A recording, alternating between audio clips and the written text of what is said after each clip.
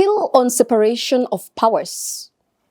Quite interesting, because we have noticed a clash between the executive, the judiciary, and the legislature in their functionality. It's more like watching an episode of Keeping Up with the Kardashians. I mean, grab your popcorn. Let us watch the show, because what a show! I wasted everyone's money, I wasted everyone's everything, and I feel bad.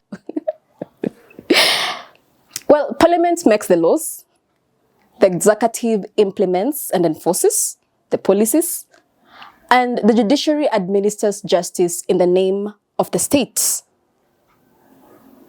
The president, who is the head of the executive, was elected with a solid manifesto to deliver services to his citizens, which of course should be people-friendly. Now, we have seen a back and forth with some of his policies in the courts, in parliament, with the people. The Finance Act, which was passed into a law, took some time. Now the Social Health Insurance Fund, also a law, but took some time. The affordable housing project is now being contested in the courts. And let's not forget the deployment of officers in Haiti. These are some of the policies that have taken a back and forth, and the president wants to implement them. The Cabinet Secretary for Roads and Infrastructure was on record saying that we should not use our constitutional freedom to delay government projects. He cited a country like Rwanda, where the legislature and the executive is allowed to make the decisions. Take a listen. I know, yes, we call ourselves a democracy, but we should not use our constitutional structure to delay our growth as a country. You know, when I said last night, for example, that our friends in the neighboring country in Rwanda, they make their decisions quick because their governance structure allows their president and the executive to make decisions. That we have this kind of governance structure, but eventually other countries in the region will overtake us while we are just sitting here kuongea Kiingereza mingi na Kiswahili kidogo. Na kizungu mingi tutaendelea tu kuongea. Senator Cherargei was also on record saying that the back and forth in the courts would cause an economic sabotage because government would not be able to raise taxes and implement its development projects on time.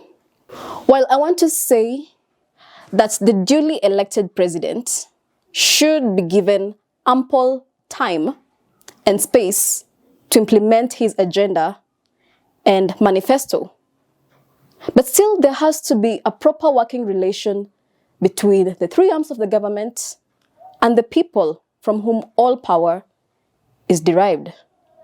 The Madisonian solution was an idea that carried the day in Philadelphia and was later enshrined in the USA Constitution as the famous checks and balances. It states that government should be structured in such a way that selfish interests pursuing selfish desires encounter as many hurdles as possible. No one arm should overpower another. Neither, no one should usurp their functions on another. Checks and balances is a constitutional tool that enables the branches of government to resist illegitimate expansion of power. Now, separation of powers looks like a good idea theoretically, but practically, people and party cause a quagmire in its implementation. Yet what guarantees the liberty of citizens and the responsibility of governance is implementation of the same? It is the people who make institutions. Now, if there is any problem, the problem roots from the people.